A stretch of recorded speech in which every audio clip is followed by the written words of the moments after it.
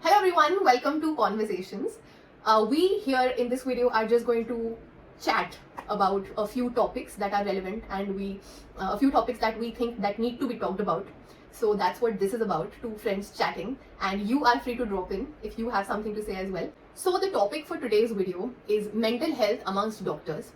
And why I have chosen this topic is because it's something very close to my heart. I've always wanted to talk about it, and I think it's an extremely relevant topic in today's generation of doctors that's not talked about enough. So that is what we're going to be talking about today. I have with me here Dimple Verma, who is a writer and a mindset coach. She writes on Quora. She has a page where she talks about things related to mindset and how it can influence your quality of life. So check it out. I have put the link to the page in my description, and let's get started. So basically the reason why I wanted to talk about this topic and why I think that it is relevant is because I think the doctors are particularly predisposed to mental health issues, and I think they are a population that do not give enough importance to their own mental health because they're so caught up in their profession right from the beginning. Doctors in particular and the profession, it is like people are more at risk because it's such a all-consuming profession. Like you have to give in a lot more, as a doctor, as compared to maybe some other professions which are kind of not so ingrained into your life. So one reason why doctors are particularly more predisposed to these mental health issues is one, because it's a very consuming profession. Yeah. It's a very intense profession. Yes. And also the second thing is that you are dealing on a daily basis with people who are sad, who are upset, who are suffering. And believe it or not, in the long run, it does take a toll on your own mental health, because every day you are dealing with these distress, disease and death, and somewhere at the back of your mind it tends to affect you a little more. So this is the second reason. Third thing would be that it's very competitive out there. It's a very competitive profession.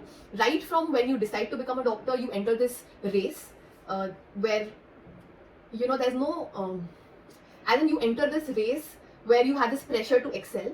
And fourth, sometimes that decision to enter that race, it's not even yours. It's made by a family member, or it's made due to societal pressures or certain financial pressures.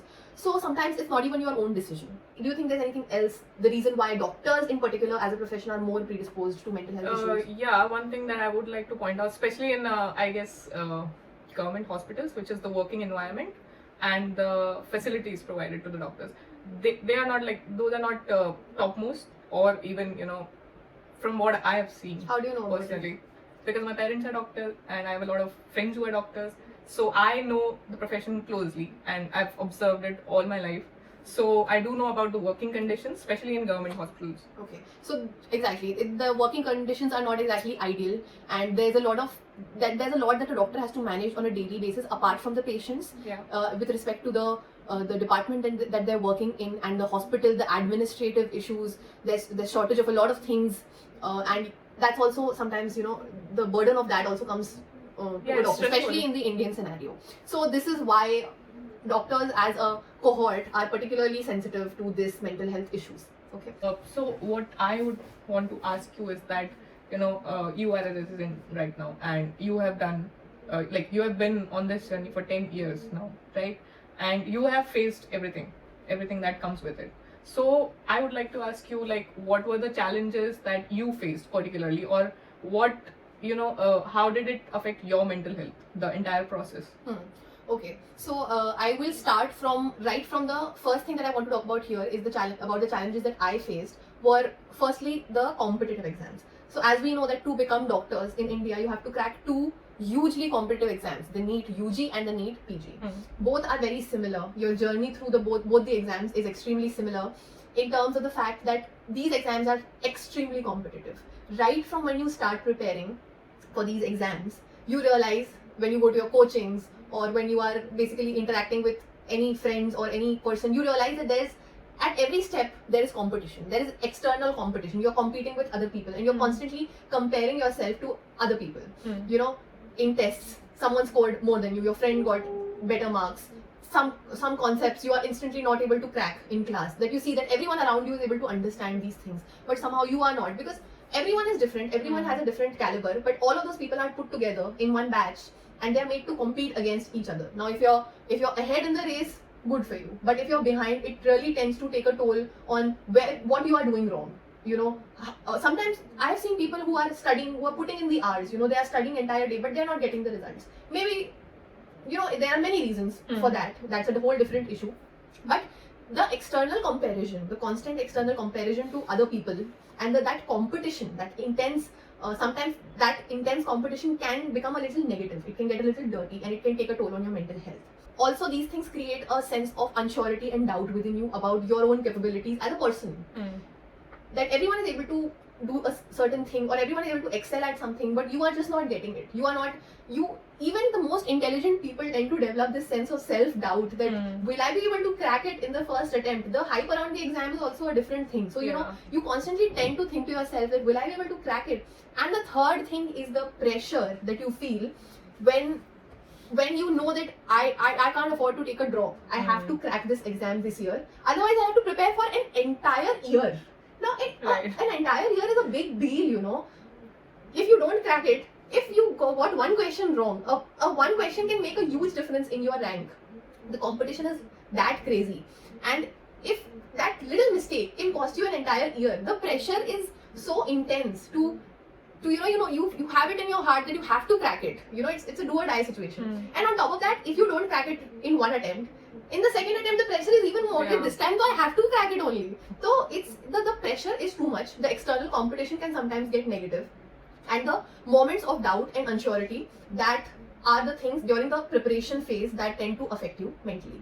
The second section that I'm going to talk about now is the part where you enter a workplace.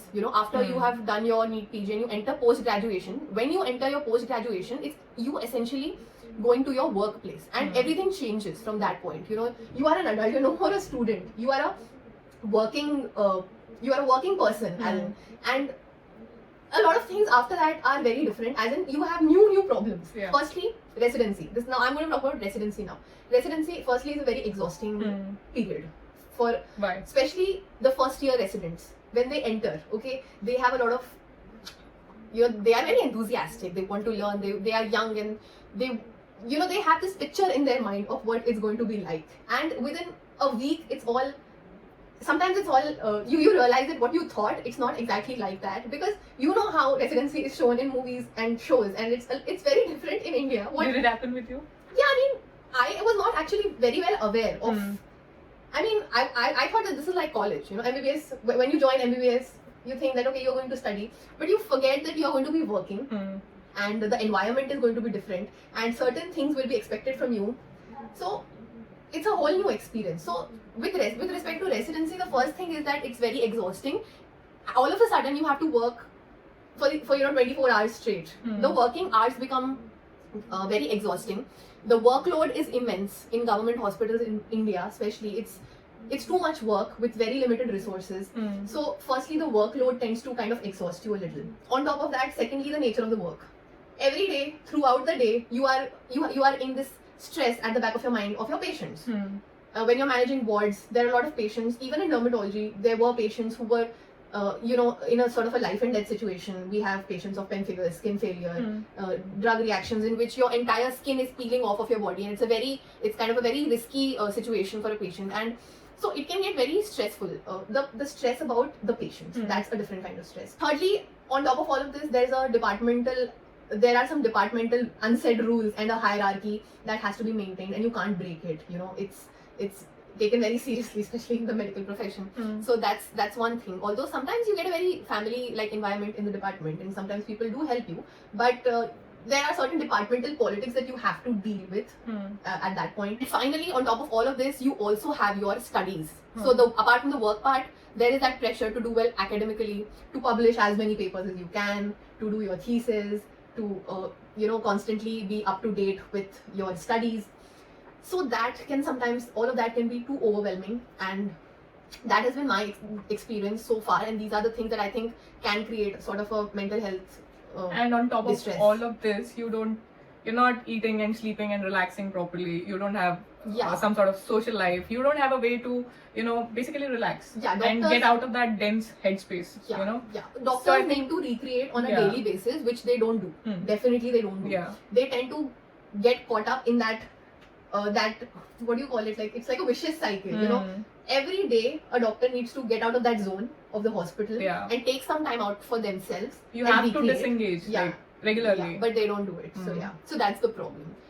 Now we are going to jump straight to the solution part. Yeah. What things can doctors, especially the young doctors, ones who are preparing for competitive exams and the ones who have joined residency, what can they do in order to improve their mental health?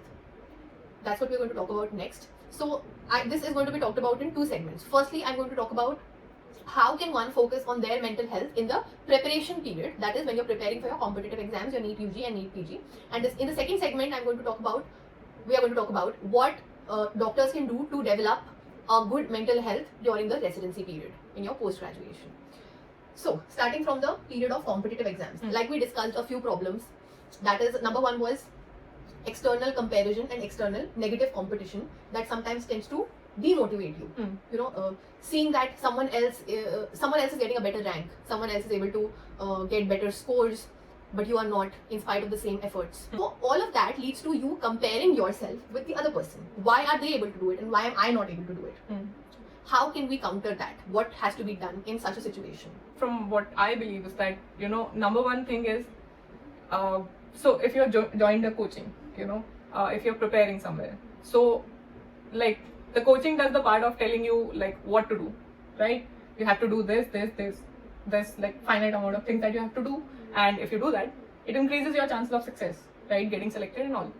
But the how to do it of the things, that is very individual. You know, no one can tell you how to do something, you know, because you are going to have different things that work for you, and what someone else is doing in the same situation might not work at all for you, and it would be a waste of time and efforts and energy to try to copy that, you know. For example, if someone is putting in X number of hours into their preparation every day, and you think that is the key to the success or high scores that they are achieving, then that is a very, you know, linear way to think about things. That's not how it works. A number of factors determine, you know, the scores, rank, everything. So I think number one thing to avoid the external competition and comparison would be basically to figure out what works best for you and then sticking to it. You know, don't just blindly go and copy other people or copy what other people are doing, because that might not be the most efficient way for you to do things. Yeah, I agree. So the first thing would be that when you enter the preparation phase, don't instantly start looking around yourself and seeing what other people are doing, or how the people previously who got success before you, how they did it, and don't think that that's necessarily how you have to do it as well.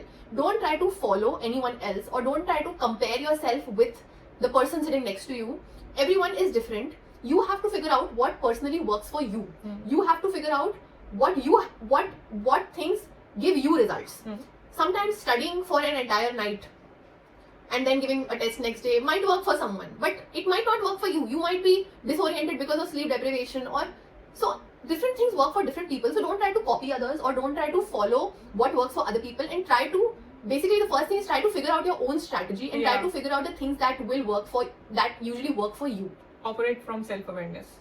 Second thing that I think is that don't eliminate external competition altogether, in the sense that do not compete with the other people, only compete with yourself. And this sounds cliche. I mean, it's something that a lot of people say, that your only competition is yourself, but it's not followed enough. Yeah. Especially when you're preparing, because you are constantly put against each other, as in there's a test and it's like whoever is the top 20 will get a medal or whatever. How did you do it? Not comparing yourself to other people while you were preparing. How did you manage to, you know, get over that?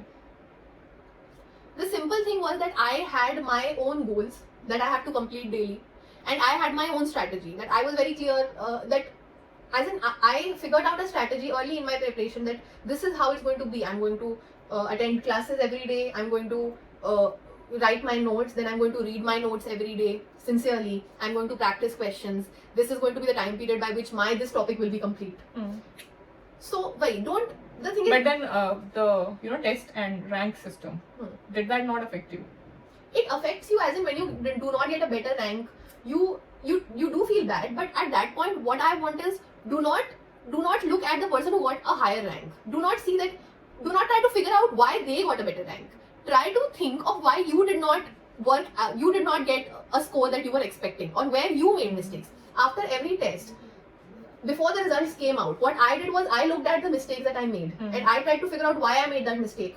Was it a silly mistake? Did I know the answer but I still, marked it wrong because of some reason? Or was I not able to remember what I have read? Or is it something that I've not read? It's something altogether different that they asked, and that's the reason why I'm not able to answer it.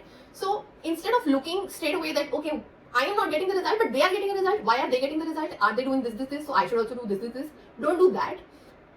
Form your own strategy and only compete with yourself. Don't even look at what anyone else is doing at that point. Don't try to think that, okay, this person is studying for these many hours a day, so I should also study for these many hours a day. Everyone has different capacity to study. Everyone has a different focus period. Some people can sit for 4 or 5 hours straight and they're able to focus, but sometimes you need to take breaks.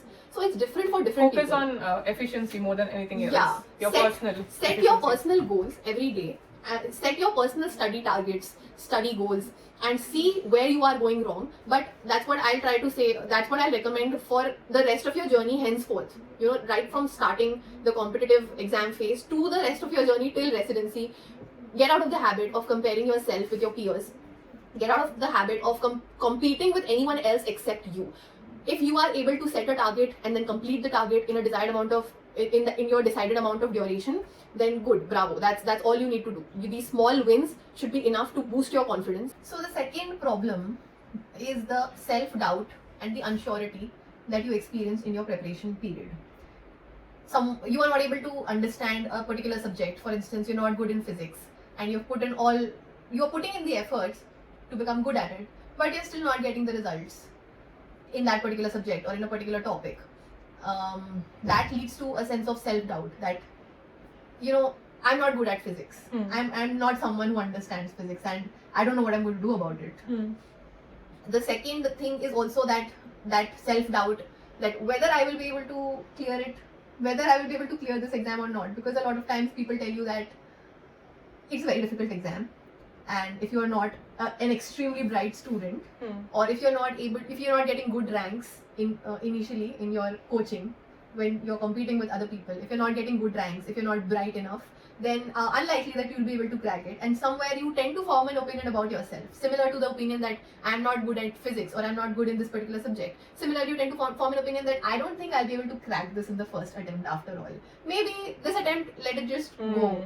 Next attempt, say, I'll put in more effort, because this year This is trial year. Yeah, this is trial year. It's not going to happen for me this year. Yeah. So all of these that I think what these are limiting beliefs. Yeah. I am not good at physics. I am not good at chemistry. I'm not able to memorize things. Limiting belief. I am not going to be able to crack this exam in the first attempt because I am not understanding things in class right away, and my ranks are not that good right away. So I am not going to be able to do this in this attempt. Again, it's a limiting belief. Can you tell a little bit about what is a limiting belief? Yeah. So any belief about yourself or anything that is limiting you, it's stopping you from doing something, achieving something, attempting something. That is basically a limiting belief, and I think it plays like the biggest role in terms of what you do, how you do things, what you achieve, what you shoot towards, everything. Because limiting beliefs are mostly unconscious. You have formed them, things have formed them in your mind, at a particular age, or certain circumstances have, ingrained something in your mind about yourself and your abilities, capabilities. And you are now carrying it around with you every step of the way in life, and you don't even know it. You mostly are not even aware of it, that it's happening, but it's somewhere in the unconscious mind, and it's dictating stuff in your life. Okay. So you entered the coaching, and the first time you were sensitized to physics, you did not understand it right away, and you did not get a good score initially in physics, and then I have seen a lot of people tend to form this opinion about themselves that, okay, I'm not good in physics. It happened to me, funny thing, because I was not instantly good at physics, and it was a subject that I struggled with, and somewhere down the line my mom also started to say that you're not good at physics, and that kind of I developed this unconscious belief in my mind that okay, now maybe this is not a subject that's for me. I'll just focus on bio and let this go. But eventually in my board exams, Yeah. I got 99 out of 100 in physics, and I was amongst the 0.1% of people in a state, among the 0.1% toppers in physics in the CBSE state level. So, and that even in my NEET exam, I scored well in physics. So, the point is that don't let any kind of belief that you have formed about yourself limit yourself like this. Be very careful, especially in the preparation period, of anything that you say about yourself to yourself. Be very careful when you say these things that I'm not good at this subject, yeah, I'm not getting it, or I'm not going to be able to crack it this year. All of these things that you say about yourself, they tend to subconsciously reach a part of your brain where these beliefs very little by little they start to take root, and before you know it, you have formed a belief about yourself which is absolutely untrue, and that is what's stopping you from doing well. Besides, nothing is like permanent. Nothing is like written in stone. We as humans are always constantly changing and evolving. So believing something about yourself, especially something negative, and sticking to it, just because it happened like in 1 or 2 instances that it was true, doesn't mean anything. Doesn't mean that you cannot change it, that you cannot overcome it, and it doesn't say anything about you and your abilities. Yeah. So that would be point number 2, that be very careful of these negative self-beliefs that you have formed about yourself, and if you realize that there is something that could be untrue, maybe this is just an opinion that you have formed about yourself because of the things you hear constantly or because of the way you talk about yourself, be aware of that and stop it right there. The next step would be to sort of see what is not working for you, why you are not able to understand some topics in physics, or where you are going wrong. Is it that you're not able to understand the concept, or the approach? Maybe there's a problem with the way you're approaching the subject, or what exactly is going wrong. Then you can look at it objectively and then you can try to find solutions to it. But the first thing would be that do not stop believing in yourself, or do not let any kind of negative belief limit you, even when it comes to the fact that will I be able to crack this exam or not in the first attempt. Don't have any don't enter the competition with any preconceived notions about yourself, about what kind of a student you were in school. Leave it all behind you. Yeah. Start fresh and start with the confidence and with the belief in yourself that you will be able to do it. And every day, on a day-to-day basis, do not let anyone else or you yourself tell you that you will not be able to do it, or you will not be able to crack that subject or that exam. And the third and the most important thing, which I believe, is that to keep living your life normally, which is when a person is preparing for competitive exams, the environment that is promoted in the house is study for 12 hours, study while you're eating, study while you're doing anything basically. Don't go to family functions, don't socialize, don't go out, don't play, don't do anything else except for studying, and stay in that headspace of competition, cracking this exam. And so that is really toxic. Basically, you already have so much pressure to crack the exam, to get good college and all that, giving your best. And on top of that, you are expected to stay in that headspace for maybe entire year. If you're a dropout, maybe entire 2 years, 3 years, whatever the duration of your preparation is. And so that becomes very toxic for your mental health because you have no outlet. Yeah. So you're saying that on an everyday basis, whenever you're preparing for the exam, don't just think about the exam or studies for the entire part of every day. Yeah. Make time for life and other normal activities of life. Yeah. Make time for that. And I actually agree, and I think at least one previous hobby that you had, you should continue with it. Yeah. And you should make it a point to cultivate it further. And also here I would like to point out, some people think that no, you should stay focused during that exam period, and don't confuse this with focus, because you can stay focused at your goals, but at the same time have some amount of normalcy in your everyday routine. For example, when I was preparing, this is how my routine was. I used to wake up, daily activities, bath, have breakfast, and after that I used to go to my coaching. It was a 6-hour thing, 6 hours, right? Yeah. So then you come back at lunchtime, have your lunch. I used to take a nap for 1 hour.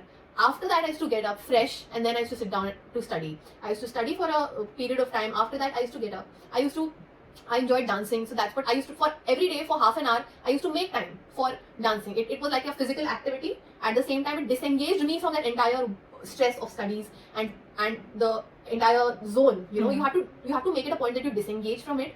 And then once you've recreated yourself, after that I used to go to the temple to pray for a little while. All these things make you feel better, and they allow you some time and some headspace to disengage, and they keep you recreated. So that's very important, that your schedules should be such that every day you are, I'm not saying that, you know, waste time binge watching or do it for 2 to 3 hours straight.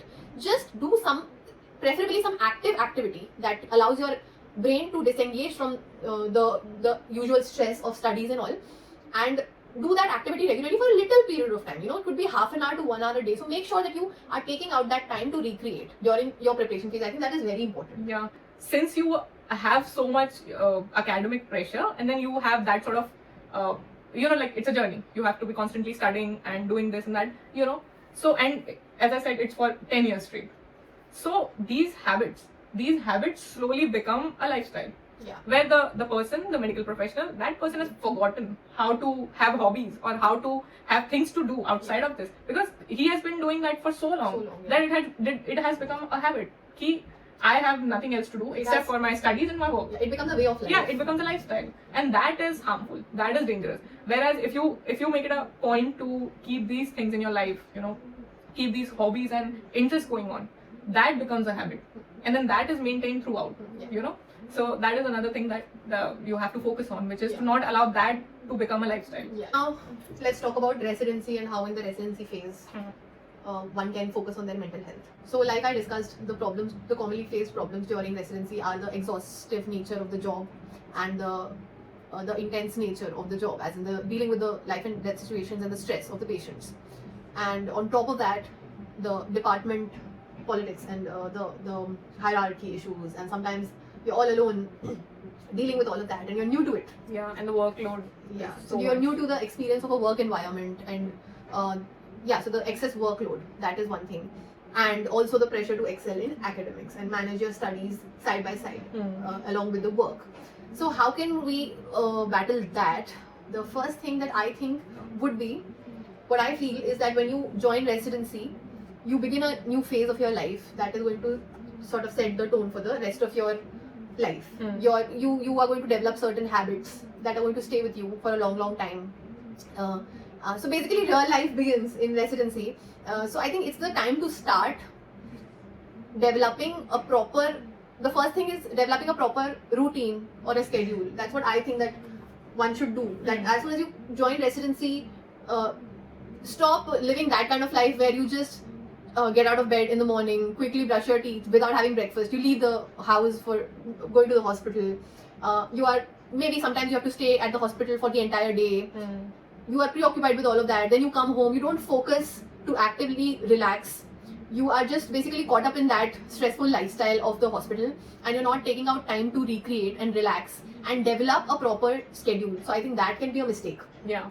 So as soon as you join residency, try to have at least a little bit of a sort of a morning routine, and try to build a proper routine. Even with that sort of lifestyle, see, there are certain things that are not under your control. That is the nature of the profession. At job, you are going to experience stress. That is going to happen. That's not under your control. The workload will be more. That's not under your control. What is under your control is to be able to manage that stress and that hectic lifestyle by doing certain things actively when you're not at the hospital. So I think that's a good place to start.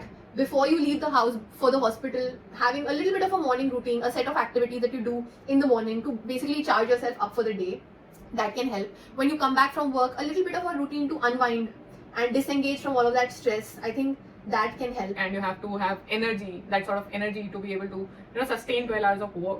And so if you don't allow yourself that thing first thing in the morning, taking out a little time to actually relax before work, and to start your day calmly, right, and to start it correctly. So because that can make a big difference in how you go about your day later, at workplace, and how you are able to, like, the way you feel and the way you work and everything, basically your health. So it affects everything. Yeah. And another thing would be to try and develop certain habits during residency, the habits that are going to stay with you for the rest of your life ahead. This is a good time to start, because during the preparation phase and sometimes even during college, you are really caught up, and after residency, once you join residency, basically you have cleared both the exams and you have a little bit of a free headspace before new problems start, and you are not able to deal with all of that, Yeah. I think once you're in that free space of mind, you have cleared both the exams and now you're joining residency, it's a good time to start fresh, to try and develop a routine and try and develop certain habits. So what are certain habits that a resident should have in their day-to-day life to deal with stress?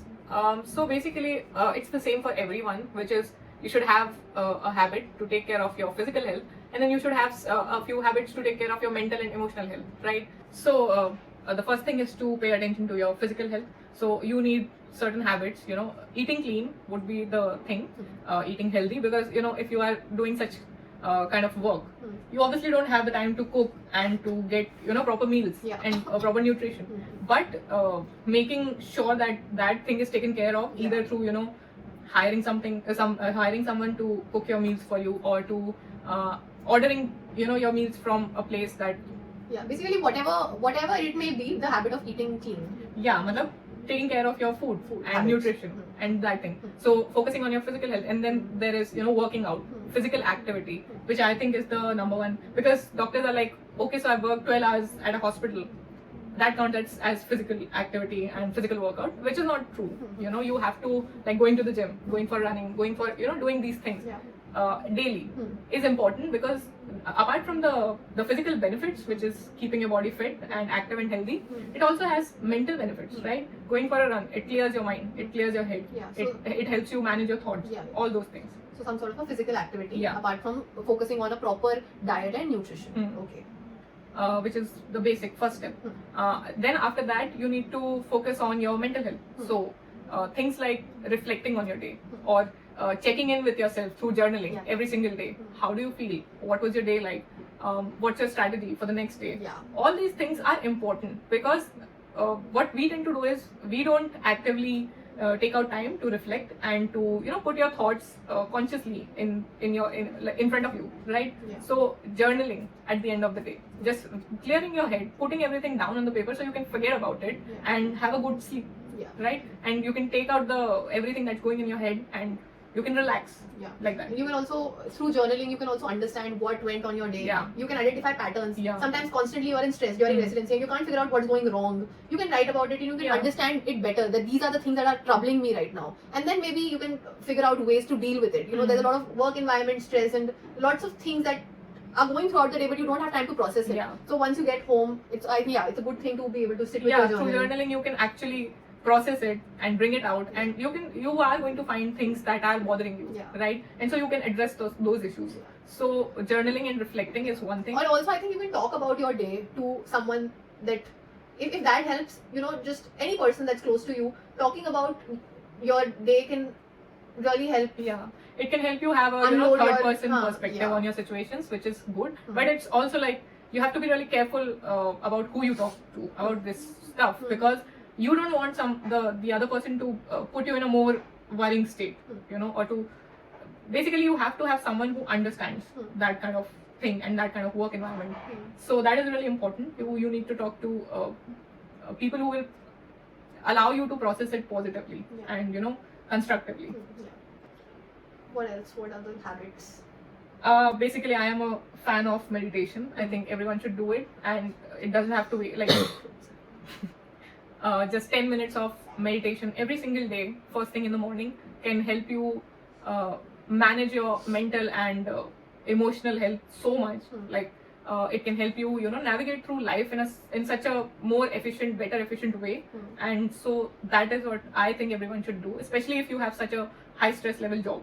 You should be taking out time to meditate and to calm yourself like that, and to center yourself basically. True. So basically, what I realized is, like, in residency you can't change the circumstances, and it is going to be challenging. So the only thing that you can do is prepare well every single day to be able to deal with those things. Also, one thing I would like to mention is that if you are in such a high stress work environment, right, and you are having difficulty managing this, and if something is affecting your mental health and your emotional health, I would sincerely advise that you seek help. Don't be afraid of hiring someone, going to a psychologist, talking about stuff, knowing how to better approach things, trying to get help.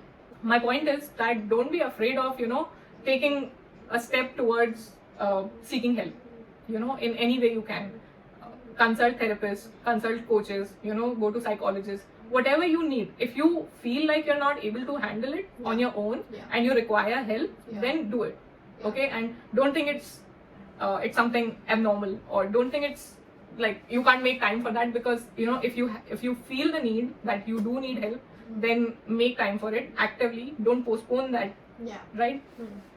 And reach out to other doctors. Maybe they are suffering from the same thing, and maybe they can help you with it. If you have any issues that you're struggling with, I am done with my first year of residency, and now I'm in the final year, so maybe I will be able to understand certain problems that you're facing, and maybe I'll be able to help you with it. So you can always reach out to me. You can reach out to her. You can reach out to me on Quora or on Instagram, anywhere basically. So you can reach out to her on Quora or Instagram, and maybe we can help you with some issues, and maybe if we understand the issues better, we can talk about it and try to help you. Based on the experiences that I have had so far, maybe I'll have something to help you with. So seek help.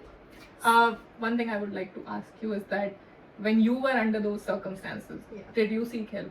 I did. I definitely did. I was struggling a lot in my first year of residency. It was all very new, and I had forgotten about basically indulging in indulging and developing my hobbies, and in developing a routine, and all of these things that I'm talking about. I did eventually start doing that, but initially I was struggling a lot in my first year, and what helped me was so I talked to you about the problem that I'm facing, and surprisingly I had some really nice suggestions and insights from your side on how to deal with it, and it really helped me in that period to overcome these things, because somehow you understood the problem that I was facing at work, and you were able to help me with it. So that's why I actually mentioned the point of speaking to someone about it, and maybe they can help you with it. And the thing about seeking professional help is that for example, right now what we're talking about, that's just very general advice, but if you talk to someone one-on-one, they will be able to understand your personal challenges and then provide you help, which is very, that specificity is very important, because you might not be having the issues that she was facing, right? You may be having new issues, individual issues, right? And so you need solutions for that. So that's why it's really important that you speak one-on-one with someone. Definitely. So if you have any problems that were not addressed through this conversation, or if you can leave comments, if you have any questions. Definitely. So that was about the mental health of young doctors. Especially in the pandemic, it's altogether more challenging. That's a whole different issue that I didn't talk about in this video. The struggles that I faced during the pandemic, and the fear, and the being afraid and having to do it anyway, and it's a hard time for doctors all over the world. And but please put efforts into doing these things actively, because ultimately it's your quality of life you're looking at. So to have that thing, to allow yourself a better quality of life as doctors, as people who are always serving other people, it's really important. So pay attention to this and do something about it actively. So that's it for today. And like I said, reach out to us with your problems and the issues you're facing, and maybe we'll be able to help you. Reach out. You can also seek professional help. You must, if you feel that you need some help professionally. That's also something that you should seek actively. So signing off. Bye-bye. Bye. See you next time. See you in the next one. If you liked this video and you found this helpful or entertaining in any way, please subscribe, like, share, and leave comments, and keep it lively. Yeah. Bye. And keep asking questions, basically. Keep asking questions. That's important. Yeah.